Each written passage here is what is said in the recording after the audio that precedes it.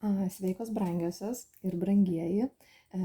Tiksliau brangiosios šiandien, todėl kad šita tema gal bus labiau skirta moterims.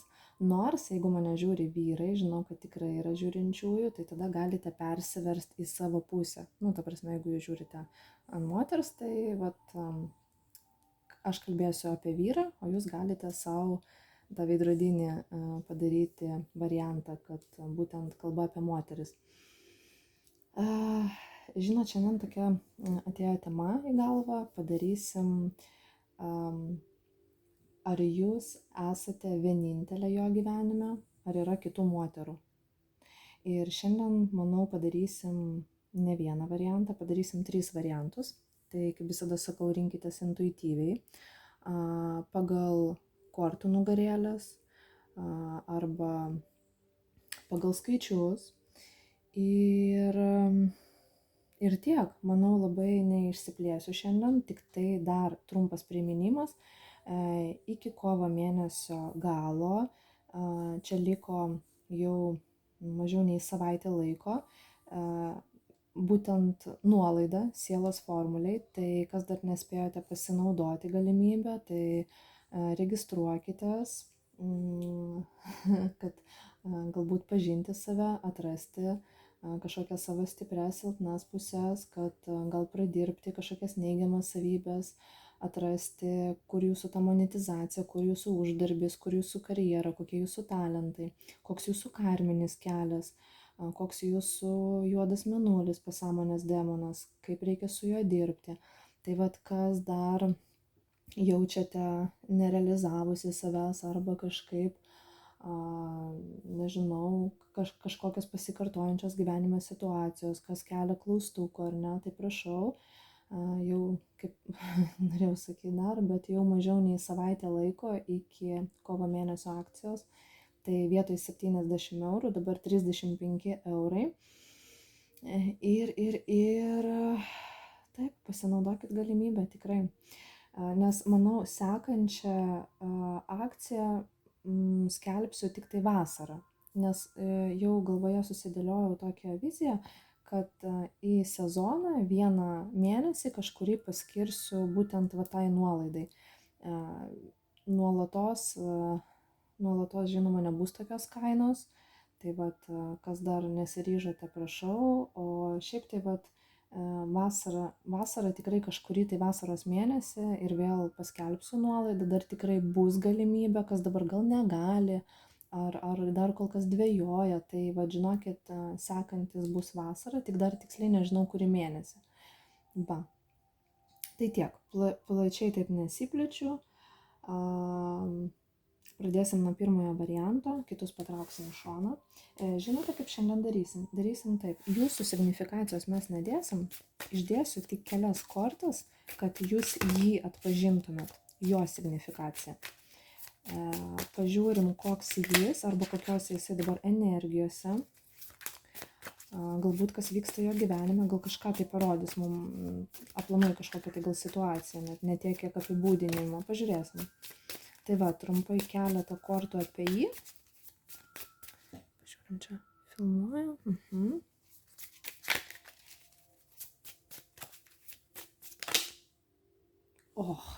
Pats iššoko, tebūnie. Jeigu pats iššoko, pirmas. Gerai, čia manipuliatorius, čia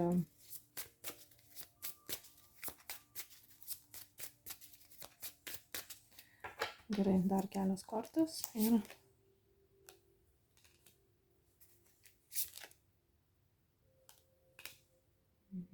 dar kelios.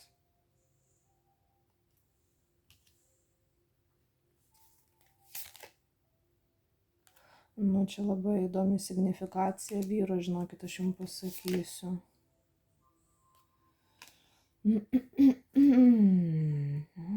Verstas hierofantas. Gerai, žiūrėkit, pirmas variantas. Koks tas jūsų vyrukas? Čia pas vienas vienaip sužais, pas kitas kitaip.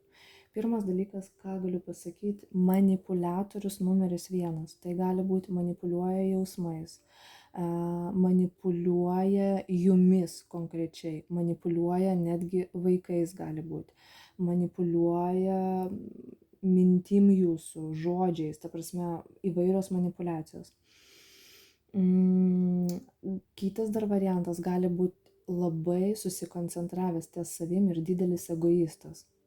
Vat, suprantat, mago korta pirma. Ir jinai pati iššoko tiesiog.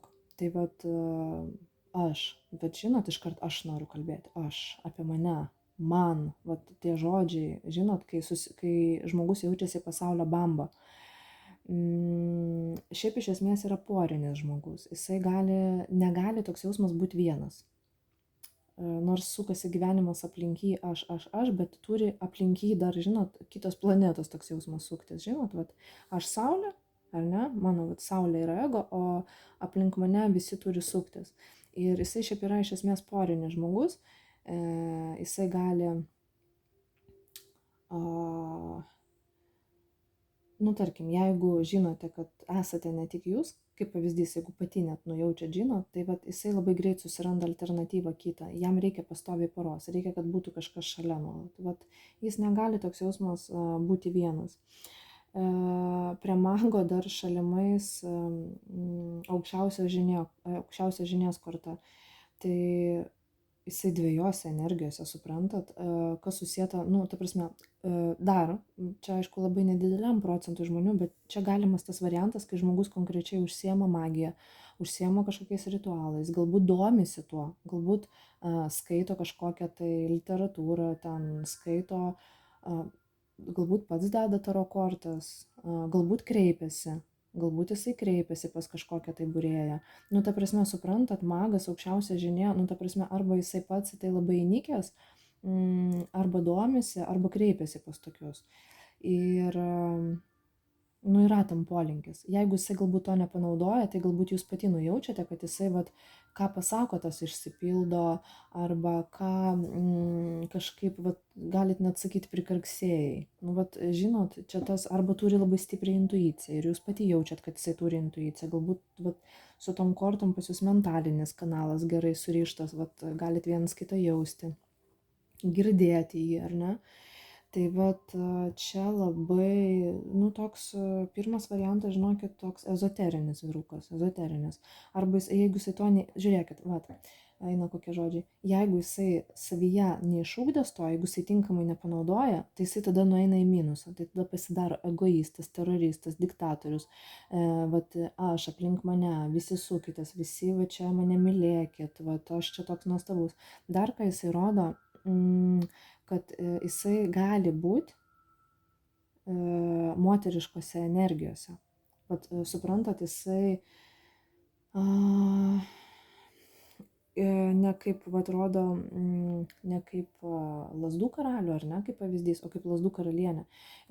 Toks kaprizingas gali būti, užgaidos kažkokios gali būti.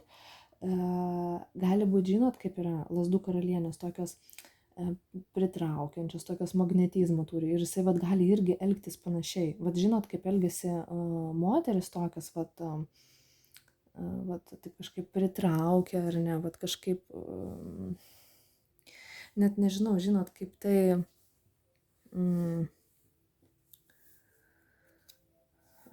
kaip tai paaiškinti, žinot, moteriškas magnetizmas. Tai čia tik tai jisai save rodo toj moteriškoj tokioj energijoj. Jo, kažkaip jam savitos moteriškos energijos, arba tuo, ko užsiema moteris. Jam tai nėra tabu.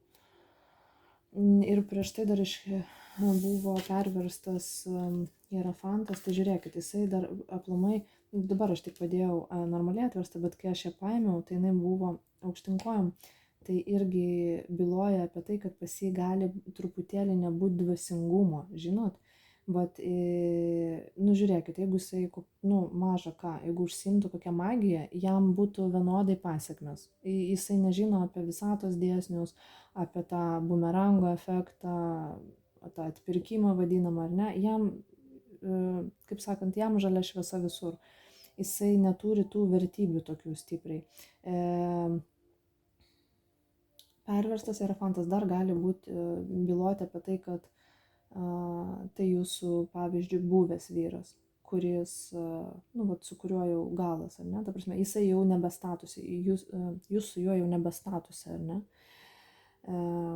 Gali nebūti moralės kažkiek, ar ne? Vat, gali kažkaip elgtis amoraliai dalinai, ar ne? Bet kas jūsų pasaulio suvokime atrodo keista, nu, nebūdinga jums, ar ne? Vat, jam visiškai, nu, atrodo, jam viskas galima, nu, vat, nu, suprantat, apversto šventiko korta buvo, tai, nu, kažkaip, ne pagal taisyklės, ne pagal normas gali elgtis, nebūti to tokio, vat sakau, jeigu yra polinkis į magiją, tai žinokit, čia eis į juodą magiją toks jausmas, žinot, vat, ne,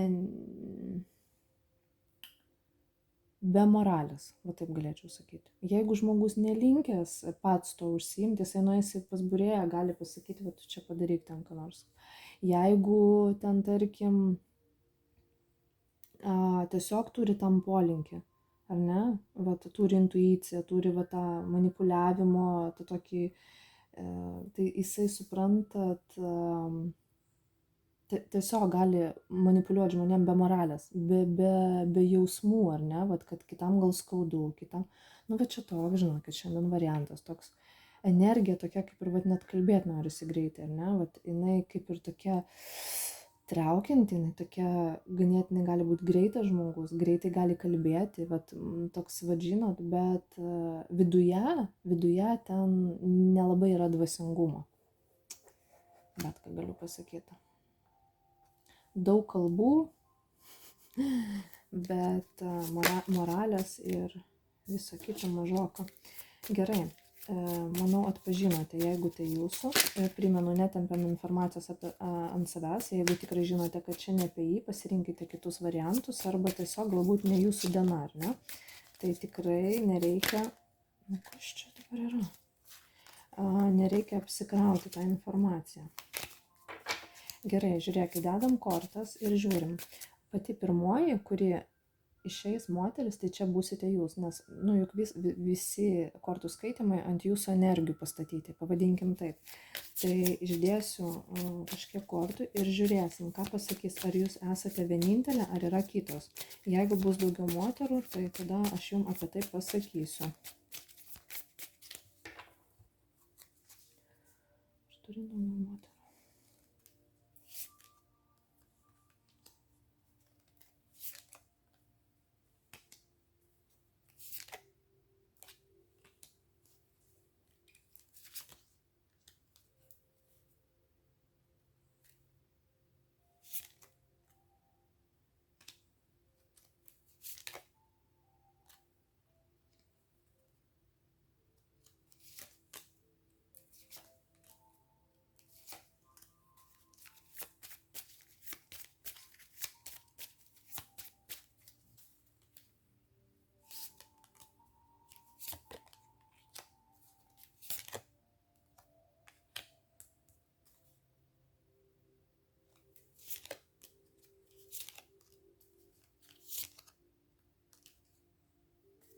Nu, va, žinokit, šiaip iš esmės čia yra malonumų ieškotojas. Nu, va, čia tikrai fantazijose, iliuzijose, jisai gali susirašinėti, gali bendrauti su kažkuo, tai komunikuoti.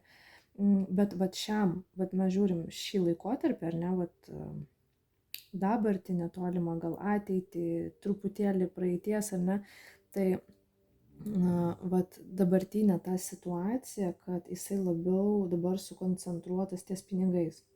Vat kažkas jam čia knieti dėl pinigų, kažkas jam čia knieti kažkokį tai čia sąžiningumą čia įvesti, gal kažkas jam nesumokėjo, nedamokėjo, gal jam trūksta pinigų, gal galvoja, gal kažkokie, nu vat sakau, įvairūs čia variantai gali būti, bet jisai labiau susikoncentravęs dabar ties pinigais.